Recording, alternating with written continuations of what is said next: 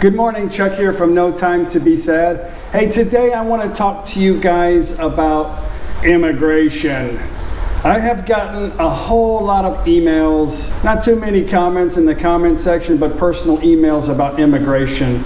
Mostly about people's concerns that live overseas that want to come to Thailand, but they have all kinds of information that scare them into possibly even wanting to attempt to try to come to Thailand. So I've done a few visa videos, but mainly just talking about my process, and today's video is going to be about the same. Here's the problem, is that everybody has a different opinion about how things work in Thailand. You can go online and look at stuff, but when you actually get to the immigration office, things might change.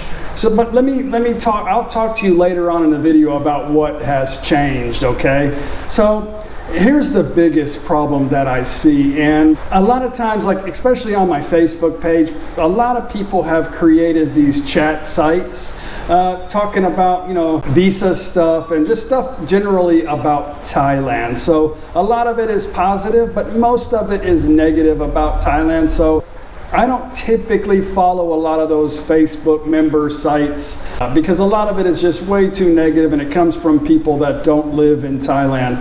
But where a lot of people get their information from is from the internet. So I'm going to tell you guys first my experience, and then we'll discuss what's true and what's false on the internet. So I came to Thailand 3 years ago on a marriage visa. I got a visa in the United States and went to the consulate office in Houston, Texas, downtown where I live. I applied for a marriage visa. So what I got, it took 2 days to get. I had to bring, and I'll share the video with you of my process. I made a video on it. Of course I did, right? And it took a couple of days, but here's what I got. I got a 90-day marriage visa from the United States that got me an entrance into Thailand. So I came to Thailand November 24th, America's Thanksgiving Day in 2016. First thing I needed to do was check into the immigration office here in my local province. I went with the person who is the landowner, which is my father-in-law. In a lot of cases, it would be the landowner of the resort or the house that you're renting, or if you're buying a condo, you'll need your document showing that you own the condo. So in my case, my father-in-law went down there, we checked into immigration, he checked me in. By law, you're supposed to check into the local immigration where you're at within 24 hours. Now, if you're staying in a residence, like a hostel or a homestay, you don't have to worry about that because it's very easy for them to do. And I'll get into that a little bit later in the video, but they handle that check-in for you. So yes, my father-in-law went there, we checked in, we stated this is where I live. They went through my paperwork, and then I was told that I needed to get a bank account and all this stuff. Then I was told I had to have 400,000 baht put in the bank account, which I already knew. I have plenty of money over here in Thailand. I actually sent quite a bit over here when our dollar value was 36 to 1. So I sent some money over here, and I've been living on that money still for the last 3 years in Thailand. There was only really one problem, is my marriage certificate is in English, and when I applied for it in the United States, of course it got approved there, but when I come here, they can't read it. So I had to fly back to Bangkok. I had to get my marriage certificate translated into Thai language. I didn't really understand it first. I was a little frustrated. Of course, I made a video about that too. But the process really was simple. And I got to get a very awesome Thai attorney. He's actually Thai, but he lived in Nevada for a long time, so he understands English and the culture. I'll share his information later with you. That was done, so 30 days before my 90-day visa expired, I started the process for the paperwork. I had an immigration officer come to the house. check things out, make sure I was legit, make sure I had the money, and it was done. It took about almost 2 weeks to get approved, mainly because I live in rural Isan, and we have an immigration office here. We're actually on the border, so we have plenty here, but my official immigration office that I have to go to in the province is about 55 kilometers up the road. However, they cannot approve the marriage visa there. The stuff had to be sent to Khon Kaen and has to be approved there, which is the closest province where they can approve the marriage visa. So it took a couple weeks, but it was done. So anyway, I go do my 90-day check-in in Nakhon Phanom. All they do is verify I have to fill out another form, verify that I'm still at the same address, and then I get another stamp on my paper, and then I'm out the door. Now you can do your 90-day check-ins online, or you can mail them in. I'll show you where you can get information on that. But the check-in I do at the immigration office, it takes about 10-15 minutes, plus we like to go there and look around and do some shopping anyway. It's not that big of a deal. So I was told by the immigration office, you should just switch to retirement visa. It would be so much easier. We could get it approved here at the office and a lot less paperwork. I was like, yeah, that sounds good to me. I'm okay with that. And she saw that I had plenty of money in my account book to be able to do the retirement visa. So I said, that would be great, but I'm not 50 years old yet. So she goes, oh, okay, well you have to wait until you're 50. So when I turned 50, I went there and we did a little bit of paperwork and I had it switched over to a retirement visa. Me and Paige went shopping for a couple hours, came back, and bam, it was approved. So now, and here's the thing with me, we like to travel a lot. So during that process, it was difficult for me to come back home and hang out for 2 weeks waiting for my approval on my marriage visa. This way I can it takes 2 hours to do. So it's just easier for me personally to do the retirement visa. So that's what I do. So now it's easy. Everybody still has to do the 90-day check-in once you live here. So okay, that is my process. I'm here on a retirement visa. I started out on a marriage visa, and the process is very simple and easy for me. Okay, now let's talk about some visa problems and issues and really some hysteria that's all over the internet. So I get all these things and say, why is it so difficult to retire in Thailand now? I think I'm just going to move to Vietnam or Cambodia, where it's so much easier in a communist country where things can change, or whoever the opportunist is that you're speaking with in the government. It can change at any moment. But anyway, here's the thing. So people are saying, oh, well, now they're going to start charging 1,000 baht to enter Thailand to recover some of the money that's been lost in the healthcare system in Thailand. Or now they're going to require you to have insurance. Now I'm over the age of 65 and I will not be able to get insurance in Thailand. Or what about the people that have lived here for 20-something years and that are in their 70s? Now they're going to have to get kicked out of Thailand. And now some of the things are they require you to have the money in the account and leave it in there for a year, or they want half of the money in there for a year, and you don't want to take your money out of your account back home and put it in an unsecure account here in Thailand, and then you can't even draw out half. So that's some of the hysteria that's going around. Some of it is not completely false, but here's the thing, okay, this is how this whole thing got originated for the health issue, is the health department here in Thailand has been trying to come up with a way to resolve some of the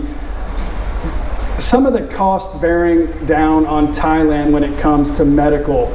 A lot of people that come here are elderly people that do not have insurance, and Thailand is having to take care of some of the costs of the medical care, whether it's an emergency, maybe they got hit on a motorbike, which happens a lot, or maybe they had a heart attack because they were taking too many special pills, which happens a lot. So they're trying to figure out a way to make it to where people are insured, self-insured. So we're only talking today about long-term visas, which is really, I just want to talk about the retirement visa and the marriage visa because those are the only visas that I can tell you I have personal experiences on. I don't like to talk too much about facts. I'll show you where you can get the facts on your own in a minute.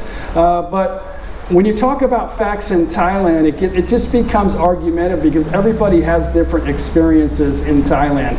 There are general rules like any country, but some of them aren't implemented, some of them aren't enforced, some of the rules are enforced more so than others. But they do want to try to figure out a way where people could be self-sufficient. Being retired means that you are financially responsible for yourself. You do not need to work. You have the income to just relax, holiday in Thailand or vacation in Thailand, and just chill, but be responsible for yourself when it comes to travel, food, medical, everything, all your expenses, your housing, stuff like that. So that's how they come up with a basic figure of about 800 baht. But the 800 baht isn't taking care of some of the extra medical problems that Thailand's had to endure. So there is no rule change on the insurance, okay? There is none. I am under the age of 65. I had bought insurance here. I made a video on it.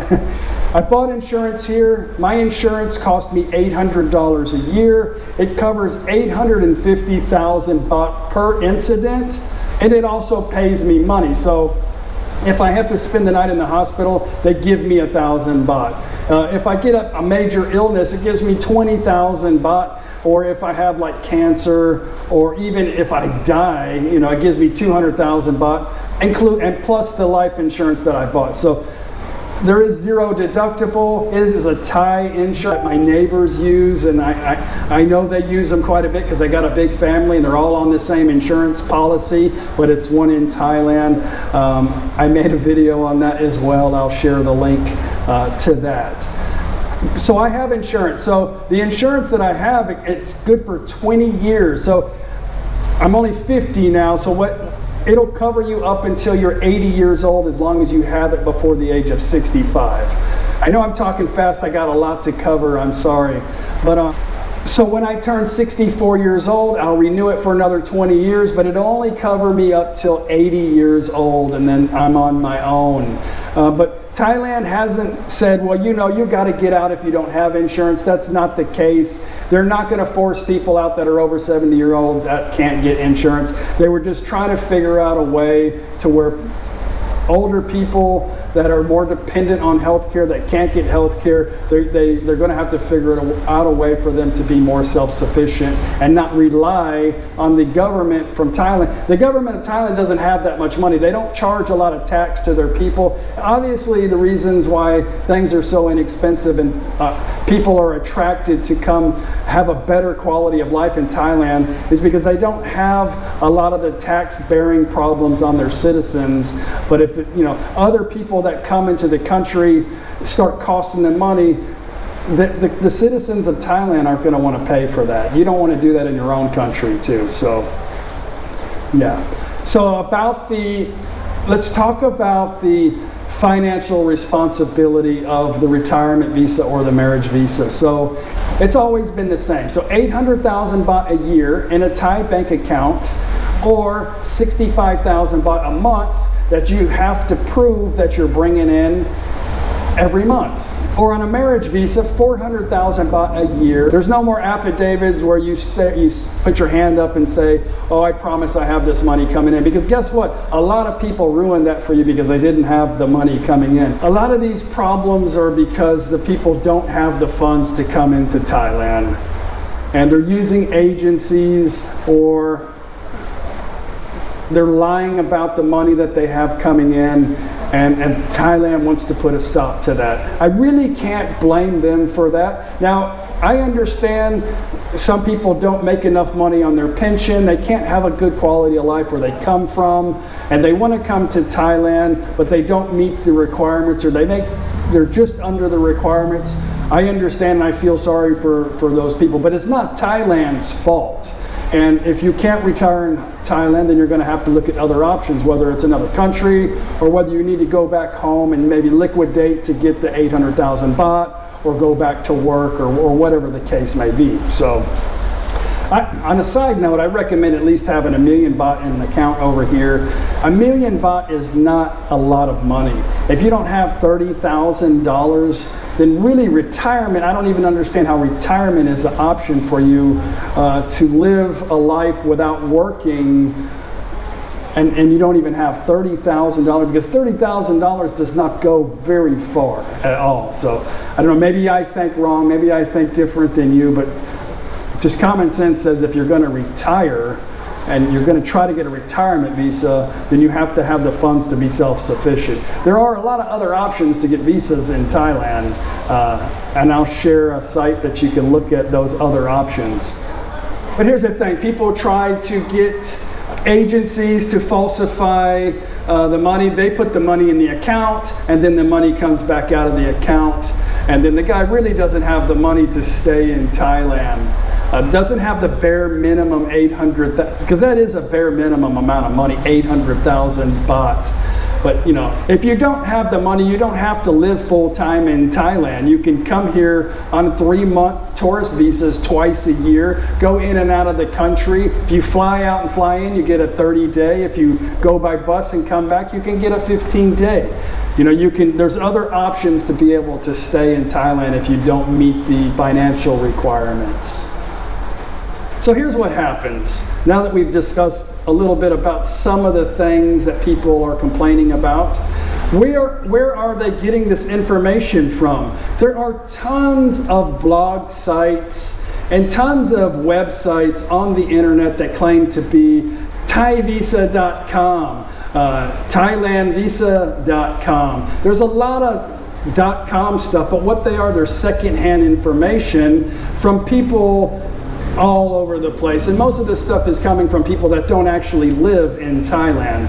So I am telling you now, a lot of those things are shared experiences, and a lot of them may be true, but a lot of people's experiences are completely different. There's basic rules, and that's really all you need to worry about. You just need to concentrate on getting the basic requirements, and then get to the immigration office and then ask the immigration office, what is it going to take for me to get my 1-year extension? And that's about it. Okay, so here's an official Thai website. This is the Immigration Bureau in Thailand. You can get it in English here. And this has all the information up to date of what's happening in Thailand. Not secondhand information, fairy tales, or hysteria that you get from a lot of these comments or blog sites, or stuff that's just people really don't know, or stuff that they've talked about in Thai news, but the government has not implemented any rule change, period. So here you can get the information. Now, if you have a Thai friend, Thai girlfriend, Thai wife, they can help you with some of the announcements here. You can look at all the stuff, recent announcements from the Bureau, stuff like that. Laws and regulations, you can look at stuff like that. So here's another website I'm going to share with you. This is the Ministry of Foreign Affairs of the Kingdom of Thailand. This is another official Thai website, but it's more English friendly. So you can click on this. I'm going to share the links to all these websites in the description box below in this video. You can check them out. I know somebody's going to ask, because they skipped through the video, where is the links? Where do I find these websites? Because they don't watch the entire video. But anyway, you can get, this is information in English to help you better understand the process that has not changed. This has not been updated. This does not say, oh, you have to have insurance, or you have to show half of your 800,000 baht in an account for 6. It doesn't say any of that, because that is not the case, and it has not changed at all. If you live in Thailand, have the money in an account, use the money on your normal day life just like you do in your life back home. Do it in Thailand. Thailand's not going to keep your money. You're not going to put 1 million baht in here and then, oh, I changed my mind, I want to go to Cambodia. They're not going to say, oh, you can't take your money out. You've got to tell them why you're taking your money out. Just like in the US, if I take over 10,000 out, they want to know why. They're not going to keep your money, and your money is insured up to, they've decreased the insurance amount, but it's still increased up to 1 million baht. And you can have more than one account in Thailand. I have several. So you can go to this website here and you can get information on the eligibilities, the requirements, what it takes to get a visa, a long-term OA, which is a retirement visa, or you can look at the marriage visa too. But on the OA, it tells you what you need. It also says it recommends obtaining your visa in your home country prior to coming to Thailand, and here you only want to do your extensions. But if you read some of this stuff down, it also shows that it wants you to have verification of criminal record. It wants you to have medical certificate. They stopped doing that right now. They haven't done it in years. So just because it says that doesn't mean that you have to get that done. So the only thing they want to know basically right now is that you have the money to come here, and they want some pictures and your passport stuff, but they just don't care much about the verification of the criminal record from your home country or your medical certificate. I didn't have to do that. But anyway, you can look through it yourself and see that. Now here's where some of the thing changes depending on where you're located at, which immigration office that you go to. Everybody's always got a different experience when they go to the immigration office. That's why I don't like to say, oh, this is how it's supposed to be. But if you look on the bottom of this document, it says, 1 year extension of stay shall be granted at the discretion of the immigration officer to the foreigner as long as he or she meets the above requirements. So what that basically means is that if you're the type of person where you have hired an agency to do your qualification, then the immigration office may at his discretion say, okay, based on your explanation of whatever BS that you've told them, they may say, okay, next year we want to see some activity in your account, and we want to see about 400,000 baht in your account before you come here to get your 1 year extension next year. Because they know what you did, they're not stupid. They understand some of the scams that's going on in Thailand, and they can't prove that they have the basic amount of money for the requirement to retire in Thailand. So they may ask you a few extra things to qualify you for your extension based on the fact that you want to be here as a retired person, not working. Same goes for the marriage visa. So, if you're married and it's just something you paid a girl to do it, which happens a lot, they may ask for additional information from you to verify that you are actually married to that person. So those are some of the things that have changed. On the 90-day check-in, when you go to hotels, let's say a lot of people, they float around Thailand, which is great. They stay in long stays, they stay in hotels, they stay in all kinds of places, but the hotel has this site here that I'll show you, and they just log in and they put your information along with your passport stuff, and that way the Thai government knows that you're staying at this place. And then when you check out of there and go to another place, they have to do that. That's the responsibility of the hotel. It's not the responsibility for you. It's not anything you need to worry about. But still, what needs to happen is instead of going across the border and doing your 90-day check-in, if you have a long stay visa in Thailand, you need to get that landowner down to the immigration office or the manager or whoever and let them know that you are staying there so they can staple that form into your passport, so that way you can go to that immigration office and do your 90-day check-in there. If there is no immigration office in the area that you're at, Thailand says the foreigner may report to the police station if there is no immigration office in his or her residence area, which is a lot of some of the villages in Thailand don't have, well, most of the villages in Thailand don't have immigration offices, or it's too far to get to the closest one, but they say they will allow you. Now that's at the discretion of the, again, at the police station. You'll have to work that out with them. But these are some of the things that I want to share with you, official sites that you can see. You can read ThaiVisa.com and you can talk about other people's experiences. I think that's healthy. But to be spooked by unofficial laws and unofficial regulation and hearsays and what ifs, I think it's crazy. If you're uncomfortable with not knowing the facts, it's going to be difficult for you to go anywhere out of your own country, because when you're dealing with countries in Southeast Asia, the rules aren't really specific. Yeah, there are, you can read the rules, but when you get here, people do things differently. Most of that, like I'm trying to explain to you, is the verification process to get your extension of stay in Thailand. Really just depends on you. I have zero problems. I've never had a problem. The only one problem was, I told you at the beginning of this video, was that my marriage certificate wasn't translated into Thai language, and I had to fly to Bangkok to get that done, which was really no big problem. But in that process, I discovered an awesome attorney. I have shared his link to many people here in Thailand. To a lot of my subscribers have used them, have given me positive feedback. I've only had one negative feedback, and that was, though, they charge too much. Well, they don't charge too much. They charge a little bit more than some of the insufficient law offices or agencies. This is a legitimate Thai law office right across the street from the American Embassy in Bangkok. If you don't want to go through all the hassle that I have talked about in the last 30 minutes, then all you need to do is contact this law office, and you can do this prior to coming to Thailand. I'll share the website down below in the description box, and you can tell them exactly what you want. And you don't have to worry about anything in Thailand. Really, you don't. So you just pay the fee. So here's an example of what somebody did. Now, prices range between, and I don't know the pricing, and I don't get any kickbacks from these people. I just like to share stuff that works here for you guys.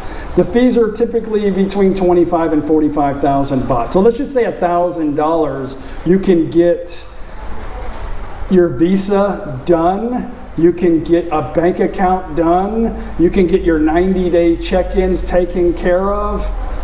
You can get your residence of stay taken care of. They can do everything. You just pay them the fee, and they will do everything for you. Your extensions, your verification for your money coming in, they'll take care of everything for you. And if you have a problem, you can speak to this guy, and he understands English, and he understands the English culture. Not a problem at all. But if you really want to simplify things, you can just pay $1,000 a year, or whatever your needs are, to this guy, whatever the fee is, and not worry about the hassle of trying to deal with the crap. I think that's the easiest way to do it, especially if you are coming as a single person with no ties to a Thai. This guy could be your link, your official legal link to the legalities of Thailand. So anyway, I think that's the best bet to do. It's not what I do. For me, it's been very simple. It's been no problem. I am married to a Thai with a mafia family here in Isan. I don't typically have a lot of problems dealing with legalities, but I still have to show proof of all the requirements needed for me to get my extension here in Thailand. Anyway, stop worrying about the crap that people are saying on the internet. Everybody that's going to give me negative comments on here is because they only believe the BS that they see on the internet. Come here and get your own facts about what's happened. Share your facts, share your opinions, but don't share stuff that's not true. There is no extra fees for insurance. There is no insurance requirements. There is no law that has said you have to have a certain amount of money in reserve in your bank account. There is nothing changed in the amount that's required. Okay, it's all the same. You don't have to believe what I'm saying. I am sharing the official Thailand website, not some crap that's from some foreigner made a website where people share opinions. This is the official Thai government website. Do the research yourself. Tell me if there's something's changed, because my wife has read it. Nothing has changed. Stuff has been talked about. Stuff is trying to be changed to benefit Thailand and to help the people come in here, not take away from them. But anyway, that's really all I got to say about that. So if you have a comment, please share it. If you have an opinion, please share it. Please keep your comments clean. All of my videos are only of my own experiences. I don't talk about fairy tales and what ifs and stuff like that. When things change, I'll let you know. Typically, if things change, it's always a benefit to the people that can stay here legitimately in Thailand. So if you can't afford to retire in Thailand, then you need to get your finances right, figure it out, save up a few bucks and come to Thailand. But I've given you my recommendations. I've shared my experience with you. That's basically all I can do. I can't give you any facts